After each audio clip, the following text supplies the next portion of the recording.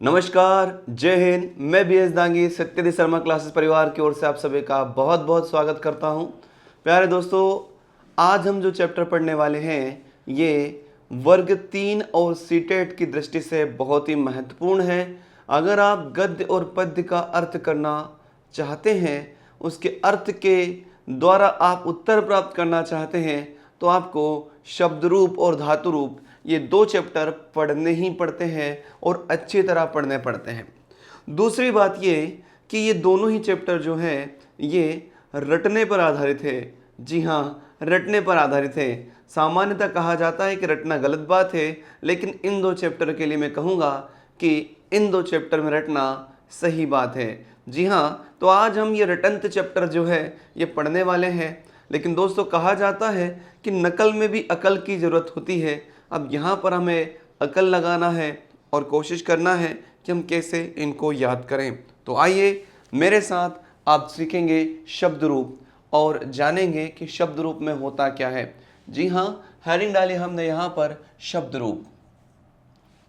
शब्द रूप हमने यहाँ पर डाला।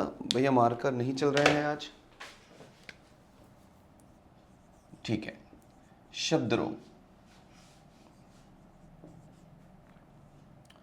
शब्द रूप की बात करें तो शब्दों को विभक्तियों और वचन के अनुसार अलग अलग रूप में चलाना ही शब्द रूप कहलाता है।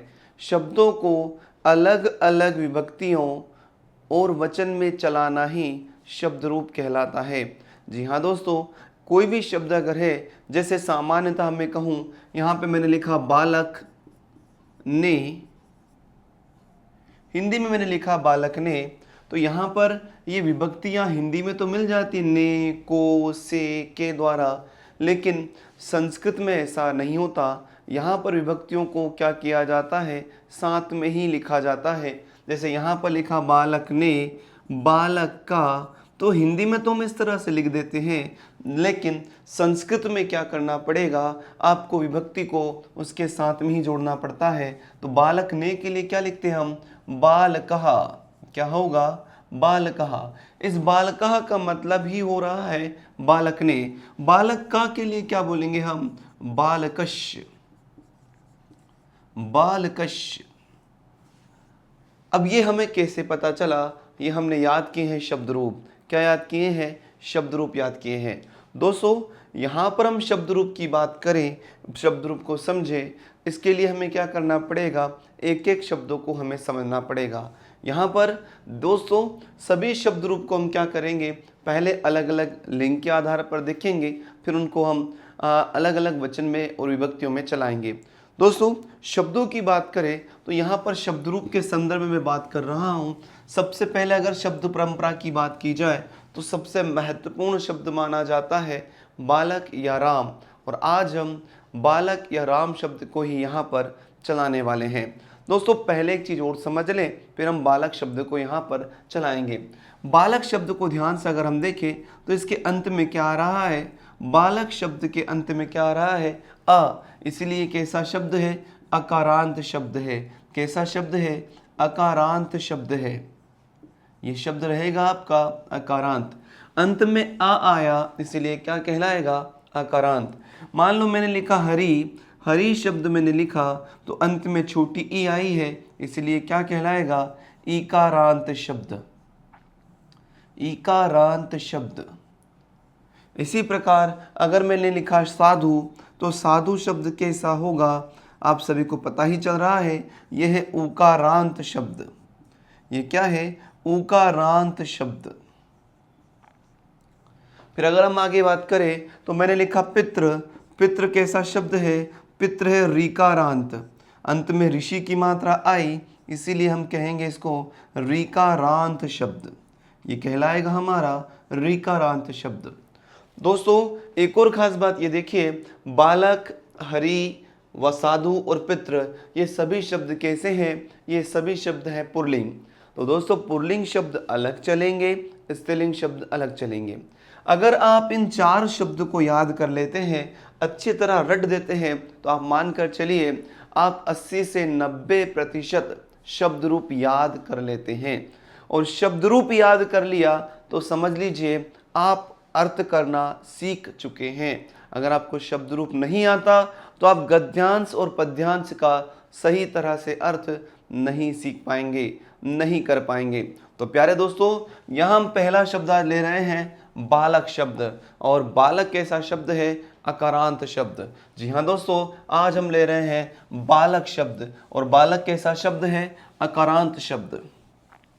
दोस्तों, अब मैं थोड़ा यहाँ पर आपको धीमे धीमे से पढ़ाने वाला हूँ, क्योंकि मैं चाहता हूँ आप इस वीडियो क्लासेस को देखने के साथ साथ एक पेन और कॉपी उठा लें, और मेरे साथ साथ ही क्या करेंगे, आप इसको लिखते जाएंगे और एक प्रैक्टिस करते जाएंगे। उससे होगा क्या? आप शब्द रूप बहुत अच्छी तरह से याद कर पाएंगे। तो जी हाँ दोस्तों, शब्द रूप को पढ़ने के लिए, समझने के लिए हमें क्या करना है? हमने सबसे पहले देखा कि यहाँ पर ये कैसा शब्द है? बालक जो है अकारांत शब्द है। बालक कैसा शब्द है? अकारांत शब्द है, अकारांत है। और कैसा शब्द है? पुल्लिंग है, पुल्लिंग है, अकारांत पुल्लिंग शब्द। आप भी इस तरह का चार्ट जो है साथ साथ बना लेंगे, उससे क्या होगा, आपको किसी प्रकार की दिक्कत नहीं रहेगी और आप जो है सहजता के साथ इसको याद कर लेंगे। देखिए यहाँ पर बालक अकारांत पुल्लिंग शब्द। अब यहाँ पर क्या किया जाएगा, वापस से चार्ट हमारा बनेगा और यही चार्ट हमारे माइंड में सेट करना है। यहाँ पर सबसे पहले हमने देखा तो सबसे पहले जो कॉलम बनेगा वो कॉलम बनता है विभक्ति का। वो किसका बनता है? विभक्ति का कॉलम बनता है। उसके बाद हम बात करें तो एक वचनम रूप का कॉलम बनेगा हमारा, एक वचनम। उसके बाद हम बात करेंगे द्विवचनम, द्विवचनम।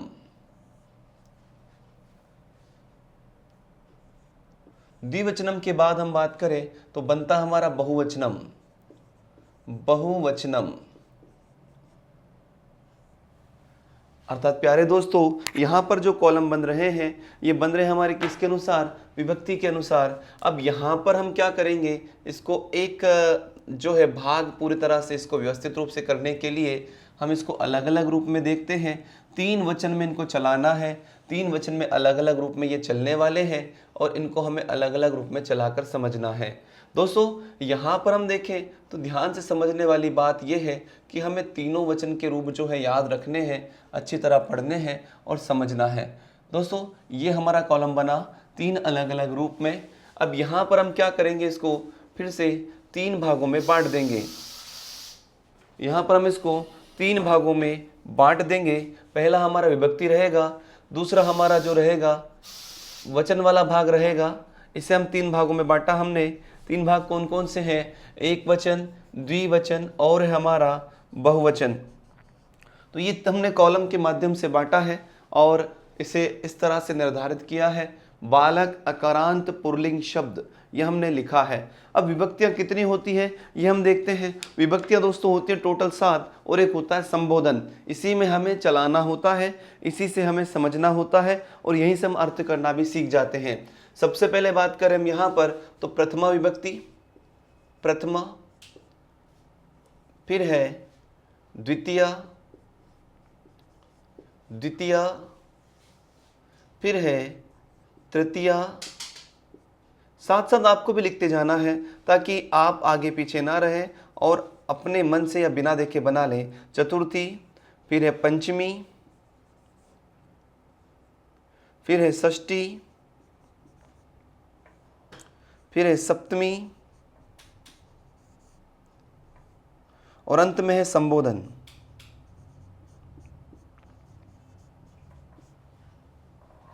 और अंत में क्या है? संबोधन।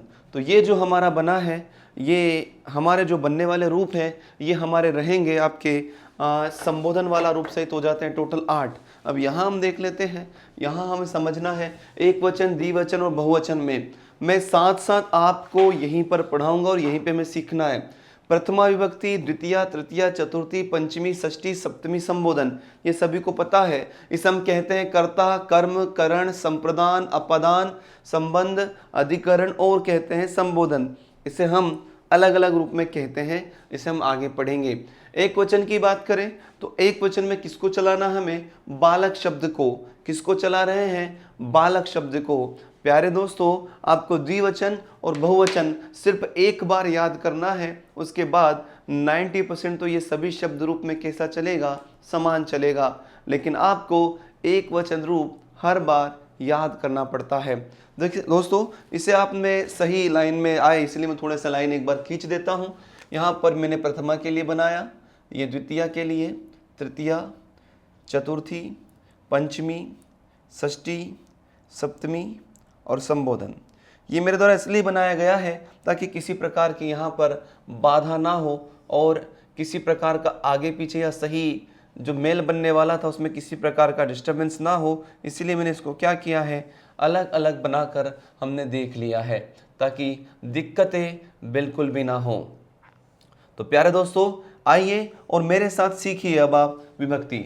ये चार्ट बनेगा और ये चार्ट तो लगभग हर बार ऐसा ही बनेगा, समान ही बनेगा। अब यहाँ हमें चलाना है। अब चलाने के लिए क्या शर्त है, सबसे पहली शर्त तो ये कि आपको जो शब्द है उस पर फोकस करना है कि अकारांत है कि इकारांत है कि पुल्लिंग है कि स्त्रीलिंग है, क्योंकि यहीं से आप गद्य और पद्य का अर्थ सीखने वाले हैं। तो दोस्तों, अब आप कहोगे कि सर आपको कैसे पता चला, भाई हमने इसको पहले क्या किया है, याद किया है। ये ऐसा चैप्टर है जिसको आपको पहले रटना ही पड़ेगा, समझना ही पड़ेगा, रटकर समझना पड़ेगा। इसीलिए यहाँ पर देखें हम विभक्ति की बात कर रहे हैं। सबसे पहले हम यहाँ देखें बाल कहा। बाल कहा क्या होगा, सबसे पहले बाल कहा। बाल कहा का मतलब है बालक ने। क्या है, बालक ने। फिर उसके बाद बनेगा हमारा बालकम। बालकम, बालकम का मतलब है बालक को। बालक को, ये प्रथमा और द्वितीय विभक्ति लगभग हर शब्द रूप में ऐसी ही चलती है। सामान्य रूप में चलती है प्रथमा, और द्वितीय में क्या लगा देते हैं, माँ।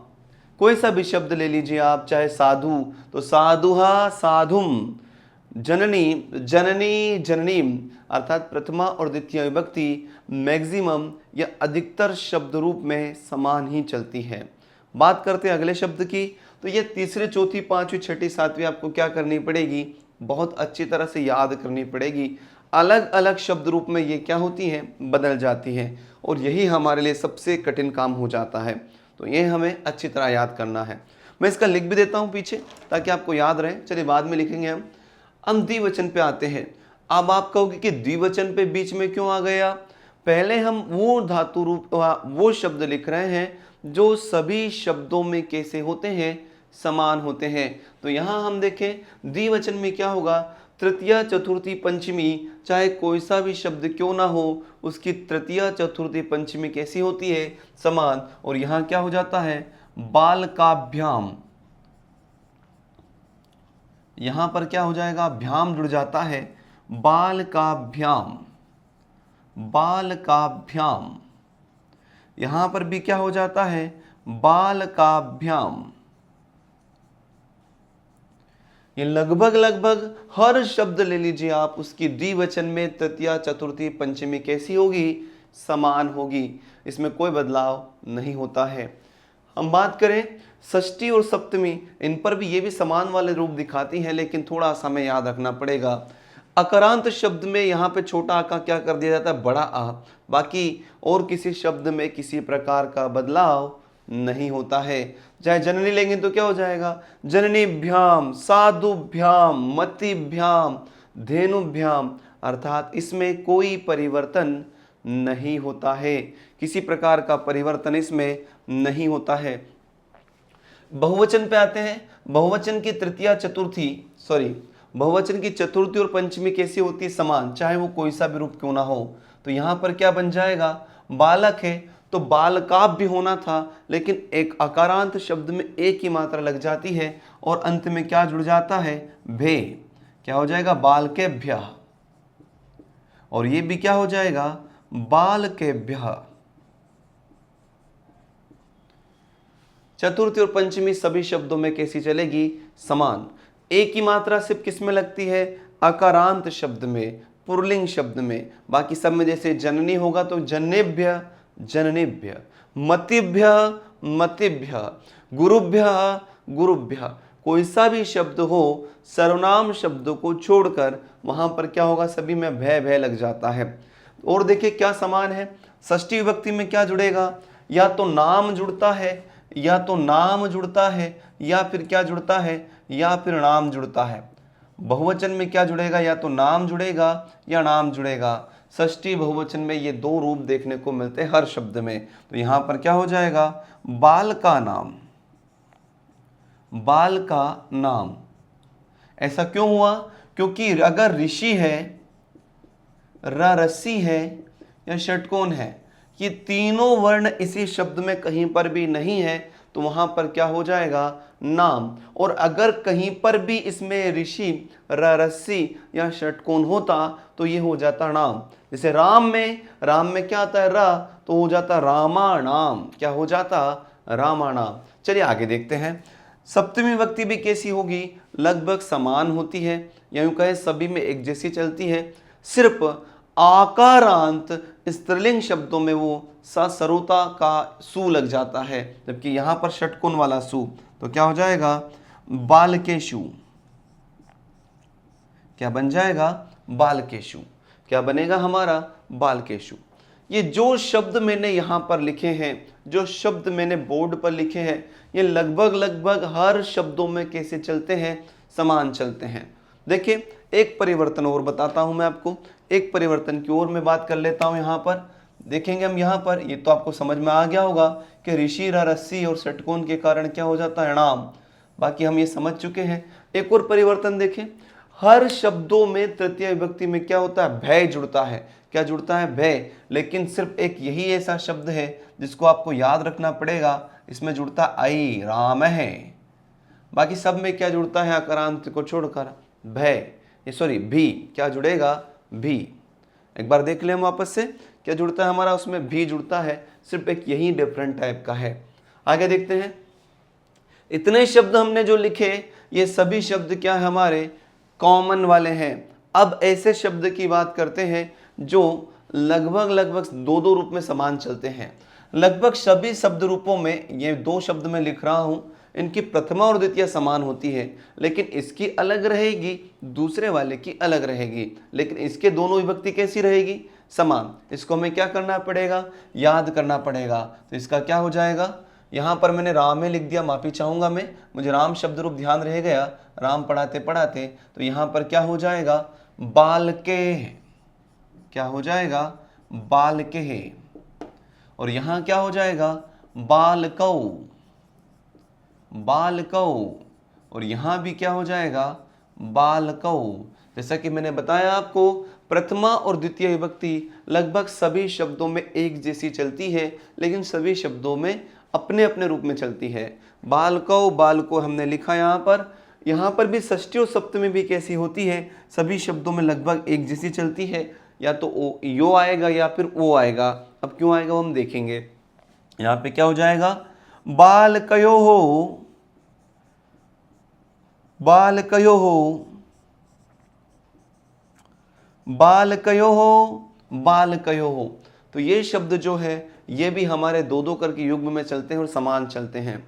अब जितना भी ये खाली खाली दिखाई दे रहा है, ये आपको क्या करना है, याद करना पड़ेगा, रटना ही पड़ेगा। इसके लिए आपको समझना पड़ेगा, इसको बिना रटे काम होने वाला नहीं है। तो दोस्तों आइए और रटने वाले शब्दों पर हम गौर करें, कौन कौन से हमें रटने हैं। तो देखते हैं यहाँ पर, बालकः, बालकम, बालकेन, बालकेन। यहां पर भी दोस्तों ना इसलिए आया क्योंकि ऋषि, रस्सी और षटकोण इस शब्द में नहीं है। अगर रा, रस्सी या षटकोण होता तो ये णा हो जाता, बालकेन। उसके बाद है हमारा बालकाय, बालकाय, बालकात, बालकश्य। और क्या हो जाएगा, बालके। क्या हो जाएगा, बालके। और अंत में क्या हो जाएगा, हे बालक। विसर्ग नहीं लगाना है, हे बालक। और यहां पर भी ऊपर से उतारेंगे तो क्या हो जाएगा, हे बालकौ। और यहां पर हमें याद करने पड़ेंगे, दोनों शब्दों को हमें लिखना पड़ेगा, समझना पड़ेगा। यहां पर क्या है, बालकः, और ये हो जाएगा, ध्यान से देखें, बालकः, बालकान, बालकहे, बालकेभ्य, बालकेभ्य, बालका नाम, ये हुआ। अंत में क्या लिख देंगे हम, विसर्ग सहित लिखेंगे, हे बालकः, हे बालकः। और इसी के साथ आपका क्या बन जाता है, चार्ट कंप्लीट हो जाता है। अब चार्ट कंप्लीट करना ही सब कुछ नहीं है, इसे याद करना सब कुछ है। अब यहां पर देखिए कि ये है क्या, इनको लिखा क्यों, ये हम देखते हैं। अगर किसी गद्य पद्य में आपको आ गया बालका, तो उसका मतलब होगा बालक से। क्या होगा, बालक से। मैं पीछे लिख भी देता हूं यहां पर, इसका मतलब क्या हो रहा है। जैसे बालकः लिखा है तो इसका मतलब है क्या, बालक ने। क्या होगा इसका मतलब, बालक ने। इसका मतलब क्या होगा, बालक को। बालक ने, बालक को। इसका मतलब बालक से। बालक से, ये साधन के अर्थ में है। और इसका मतलब होगा बालक के लिए। बालक के लिए। बालक के लिए। यहां पर अलग होने के अर्थ में है बालक से। बालक से। यहां पर क्या होगा, बालक का, की, के। बालक का, की, के। और यहां बालक के में क्या होगा, बालक में या पर। बालक में। और यहां पर क्या होगा, हे बालक। ये हमने किसके लिए बात की है, एक वचन के लिए, ताकि आपको अर्थ भी समझ में आ जाए। मान लो कहीं पे लिखा बालकस्य, बालकस्य आपणः, तो बालक की दुकान। बालकस्य बालकः, बालक के भी बालक, ऐसा नहीं होगा। बालक काश्च जनकः, बालक के जनक। यहां पर का, की, के, एक के भी आता है, इसको मैं लिख देता हूं, छोड़े क्यों हम इसको। तो ये इसका अर्थ करने की शुरुआत यहां से होती है। जो पहली बार इस चैप्टर को पढ़ रहे हैं उनको हो सकता है कि थोड़ी दिक्कत हो, लेकिन शर्त यह है आपको ये याद करना अगर, तो आपको पूरा चैप्टर देखना पड़ेगा, पूरी क्लास देखनी पड़ेगी। अब हम यहाँ आते हैं, अब इसको पढ़ें कैसे, रटें कैसे, याद कैसे करें। तो हम देखें यहाँ पर सबसे पहले बात करते हैं प्रथमा द्वितीया की विभक्ति। देखें सबसे पहले विभक्ति पे आइए, प्रथमा, द्वितीया, तृतीया, चतुर्थी, पंचमी, षष्ठी, सप्तमी, संबोधन। मैं चाहता हूं कि एक बार पहले आप इसका स्क्रीनशॉट ले लें, ताकि फिर बाद में हम इस पे काम करना शुरू करें। चलिए, स्क्रीनशॉट ले लिया होगा आपने। अब हम इसको आगे देखते हैं। मान लो मैंने कहा बालकः, बालकः मतलब बालक ने, बालकम मतलब बालक को, बालकेन बालक से, बालकाय बालक के लिए, बालकात बालक से, बालकश बालक का, बालक की बालक के, बालके बालक में, बालक पर, और हे बालक। यहां जाते हैं बालकौ, दो बालक ने, बालकौ दो बालक से, बालकाभ्याम दो बालक के लिए, सॉरी दो बालक से। थोड़ा गड़बड़ हुई है, एक बार फिर देखें। बालकौ दो बालक ने, बालकौ दो बालक को, बालकाभ्याम दो बालक से, बालकाभ्याम दो बालक के लिए, बालकाभ्याम दो बालक से, बालकयो दो बालक का, की, के, बालकयो दो बालक में, दो बालक पर। आपको डाउट ये भी बन रही होगी कि सर एग्जाम में ऐसा पूछ ले कि बालकाभ्याम में कौन सी विभक्ति है, तो आप कौन सा बताएंगे। तो पहले दोस्तों तृतीया आया है तो हमें तृतीया ही बताना है। अगर आ जाए तृतीया, चतुर्थी, पंचमी, उपरोक्त सभी, तो उपरोक्त सभी है। याद रखेंगे जो पहले वाला आया है उसे हम पहले बताएंगे। आगे आते बालकः, बहुत सारे बालकों ने, बालकान बहुत सारे बालकों को, बालके बहुत सारे बालकों से, बालकेभ्य बहुत सारे बालकों के लिए, बालकेभ्यः बहुत सारे बालकों से, बालकानाम बहुत सारे बालकों का, की, के, बालकेषु बहुत सारे बालकों में, बहुत सारे बालकों पर, और हे बालकः हे बहुत सारे बालकों। ये हमने अर्थ समझा।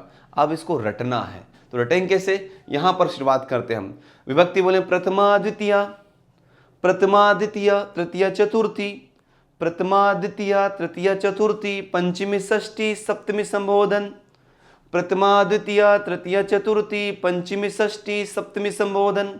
एक ले बना लेना है, एक ले बनाना है और रटने का तरीका होगा नकल में अकल लगाएंगे। बोलेंगे प्रथमा द्वितीया तृतीया चतुर्थी पंचमी षष्ठी सप्तमी संबोधन, प्रथमा द्वितीया तृतीया चतुर्थी पंचमी षष्ठी सप्तमी संबोधन। यहाँ पर आएंगे बालकः बालकम, दो दो का युग मिलेंगे, बालकः बालकम, बालकः बालकम। मेरे साथ साथ आप जो है जहाँ भी वीडियो इस समय देख रहे हैं, बहुत ही अच्छी तरह से आपको साथ साथ बोलना है, याद यहीं पर करना है, इसी क्लास में याद करना है, देखते देखते याद करना है। तो याद करेंगे दोस्तों, बालकः बालकम, बालकः बालकम बालकेन बालकाय, बालकः बालकम बालकेन बालकाय, बालकः बालकम बालकेन बालकाय, बालकः बालकम बालकेन बालकाय, बालकः बालकम बालकेन बालकाय, बालकात बालकश, बालकः बालकम बालकेन बालकाय, बालकात बालकश, बालके बालक। वापस से बालकः बालकम बालकेन बालकाय, बालकात बालकश, बालके बालक, बालकः बालकम बालकेन बालकाय, बालकात बालकश, बालके बालक। वापस से बालकः बालकम बालकेन बालकाय, बालकात बालकश, बालके बालक। इसको हम और शब्द भी जिनके भी अंत में आ आता है उसको चला सकते हैं, जैसे राम, श्याम, चंद्र, सूर्य, जिनके भी अंत में आ आता है, राकेश, मुकेश, सुरेश, दिनेश, नरेश, कमल, पदम, पदम में मां अंत में हलंत आ जाता है, तो जिनके भी अंत में आ आता है उनको हम ऐसा चला सकते हैं। वापस से देखेंगे, बालकः बालकम बालकेन बालकाय, बालकात बालकश, बालके बालक। मान लो राम होगा तो राम क्या होगा? रामः रामम रामेण रामाय, रामात रामश, रामे राम, रामः रामम रामेण रामाय, रामात रामश, रामे राम। इसको हमें स्वर में चलाना है, चंद्र में चलाओ, चंद्रः चंद्रम चंद्रेण चंद्राय, चंद्रात चंद्रश, चंद्रे चंद्रा। सूर्य में चलाओ, सूर्यः सूर्यम सूर्येण सूर्याय, सूर्यात सूर्यस, सूर्य सूर्य। वापस से चलाएं, राम में चलाएंगे या बालक में चलाओ, बालकः बालकम बालकेन बालकाय, बालकत बालकश, बालके बालक। आपने एक भजन सुना होगा, साईं राम साईं शाम साईं भगवान, हम उसमें ले बना के इसको चलाते हैं। कैसे?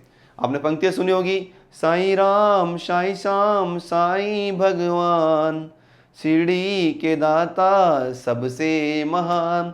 ये दो पंक्तियां चलाना है, तो क्या होगा? बालकः बालकम बालकेन बालकाय, बालकात बालकश, बालके बालक। वही धुन, बालकः बालकम बालकेन बालकाय, बालकात बालकश, बालके बालक।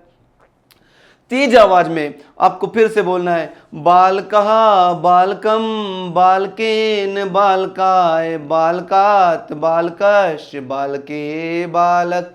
मस्ती के साथ आप याद करेंगे, रामः रामम रामेण रामाय, रामात रामश, रामे राम, श्यामः श्यामम श्यामेन श्यामाय, श्यामात श्यामश, श्यामे श्याम, कृष्णः कृष्णम कृष्णेन कृष्णाय, कृष्णात कृष्णश, कृष्णे कृष्णा। जो भी चलाना चलाइए आप, इसी तरह से चलेगा। वापस से कोई सा शब्द, मोहन ले लीजिए आप, मोहनः मोहनम मोहनेन मोहनाय, मोहनात मोहनश, मोहने मोहन। कोई सा भी शब्द आप चलाएंगे और अंत में छोटा आ अगर आ रहा है, अगर वो अकारांत है, कौन सा है? अकारांत है, तो ऐसा ही चलेगा। एक बार फिर से, न बालकाय, बालकात बालकश, बालके बालक। तो ये जो रूप बनते हैं, ये गद्य पद्य में ऐसे लिखे हुए आते हैं, तो प्रश्न अलग अलग तरह से आ सकता है। ये भी आ गया, बालकाय लिखा है, बालकाय, बालकाय भोजनम ऐसा लिखा हुआ है। अब आप क्या समझेंगे? बालकाय भोजनम, अर्थ करने की बात हो रही है, आप क्या देखें, बालक का भोजन, आप तो ऐसा कर देंगे। लेकिन आपको पता है कि अरे नहीं, बालकाय का मतलब तो बालक के लिए है, तो आप क्या समझ जाएंगे, इस पंक्ति का अर्थ है बालक के लिए भोजन। तो गद्य और पद्य में अर्थ करना है, समझना है, तो आपको क्या करना पड़ेगा, इन्हें याद करना पड़ेगा। दूसरी बात, आप सोच रहे होंगे सर पूरा फोकस आपने एक वचन में क्यों कर दिया। प्यारे दोस्तों, एक वचन में इसलिए किया है क्योंकि ये आपको हर बार बदलेंगे। बाकी ये जो है ये तो आपके क्या रहने वाले हैं, ये तीनों जो रूप हैं ये तीनों हमेशा कैसे रहेंगे, कॉमन रहेंगे। ये तीनों कैसे रहेंगे, हमारे कॉमन रहेंगे, ये बदलने वाले नहीं होते।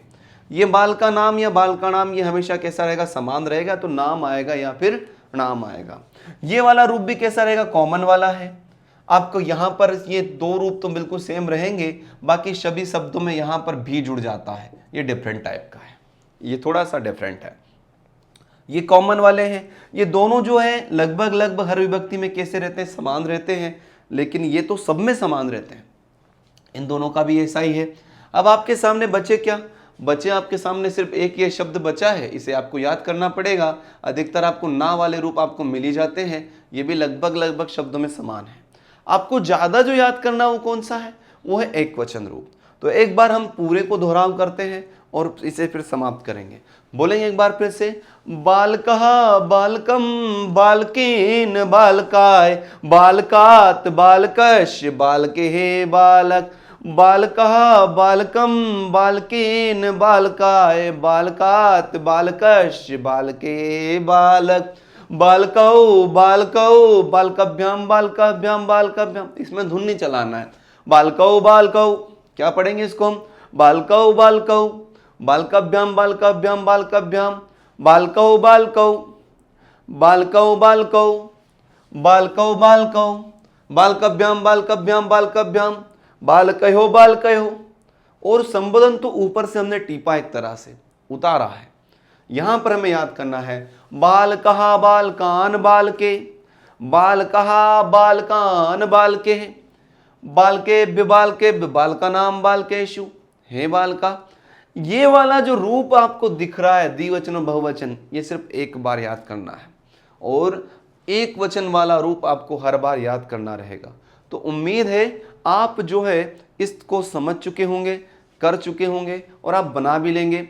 आपको ना और ना वाला कॉन्सेप्ट समझ में आ ही गया होगा कि अगर ऋषि, ररस्सी और षटकोण अगर आया है तो वहां पर क्या बनेगा, वहां पर बनेगा नाम, जबकि नहीं आया तो क्या बनेगा, नाम।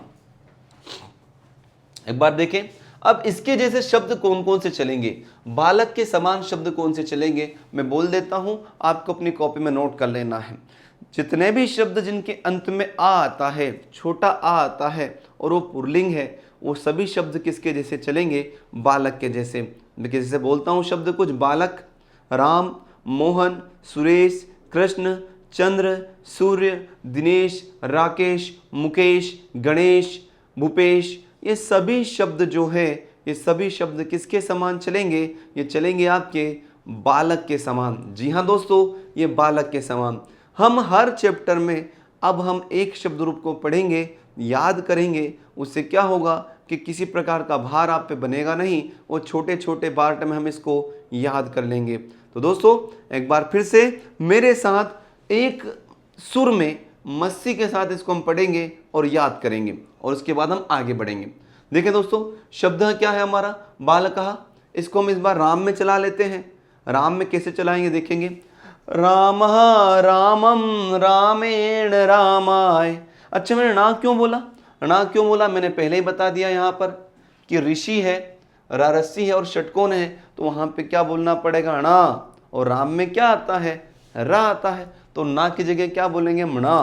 तो क्या होगा, रामः रामम रामेण रामाय, रामः रामम रामेण रामाय, रामात् रामस्य रामे राम, रामः रामम रामेण रामाय, रामात् रामस्य रामे राम, रामः रामम रामेण रामाय, रामात् रामस्य रामे राम, रामौ रामौ रामभ्याम रामभ्याम रामभ्याम।